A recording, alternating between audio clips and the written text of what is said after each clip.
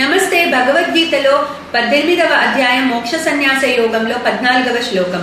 అధిష్టానం తథా కర్త కరణంచ పృథగ్విధం వివిధాశ్చ పృథక్ చేష్టాః దైవం చైవాత్ర పంచమం. సో భగవానుడు ముందు శ్లోకంలో కర్మ సంపూర్ణంగా జరగడానికి 5 కారణాలు ఉన్నాయని చెప్పారు. సో అప్పుడు 5 ఇక్కడ చెప్తున్నారు. ఫస్ట్ అధిష్టానం. అధిష్టానం అంటే ఈ బాడీ. సో జీవుడికి ఈ లోకంలో వ్యవహరించాలి అంటే దానికి ఒక బేస్ కావాలి, అది ఈ బాడీ.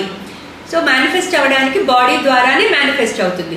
సో అధిష్టానం అంటే బాడీ. కర్త అంటే మన ఇండివిజువాలిటీ ఏదైతే ఉంటుందో, నేను నాది అనే ఈగో మనం క్యారీ చేస్తాం కదా, అది కర్త. తర్వాత కరణం అంటే ఆల్ ఇంద్రియాస్, పంచ జ్ఞానేంద్రియాలు పంచ కర్మేంద్రియాలు యొక్క ఇన్నర్ ఫ్యాకల్టీస్.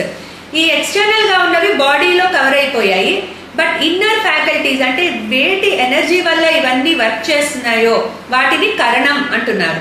తర్వాత చేష్టాహ వివిధాశ్చ పృథక్ అంటే డిఫరెంట్. చేష్టాహ అంటే మన బాడీలో జరిగే వివిధ physiological actions like digestion, respiration, circulation, excretion, అట్లా అన్ని మన బాడీలో వివిధ ఫిజియలాజికల్ యాక్షన్స్ జరుగుతూ ఉంటాయి. వాటికి అన్నిటికీ కారణము పంచప్రాణాలు అంటే ప్రాణ, అపాన, వ్యాన, ఉదాన, సమాన అని పంచవాయువు.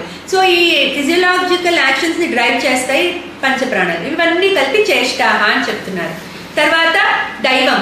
సో ప్రతి ఒక్క ఇంద్రియంలో కూడా మన body it's governed by a deity. So ఈ రకంగా దైవం అంటే ఆ డెయిటీ. సో ఈ రకంగా 5 ఫ్యాక్టర్స్ కారణం ఒక పని జరగడానికి అని చెప్తున్నారు భగవానుడు. ఒక జ్ఞానికి ఇవన్నీ ఈ నాలెడ్జ్ ఉంటుంది కాబట్టి అతడు ఆత్మని అనాత్మని అంటే ఈ 5 ఫ్యాక్టర్స్ నేను కాను అని క్లారిటీ అతనికి ఉంటుంది ఆ జ్ఞానికి. సో పనులన్నీ 5 ఫ్యాక్టర్స్ వల్ల జరుగుతున్నాయి, నేనేం చేస్తున్నాను అని ఆ క్లారిటీ ఉంటుంది కాబట్టి అతడు ఆ ఇండివిజువాలిటీని తొందరగా వదిలేయగలుగుతాడు.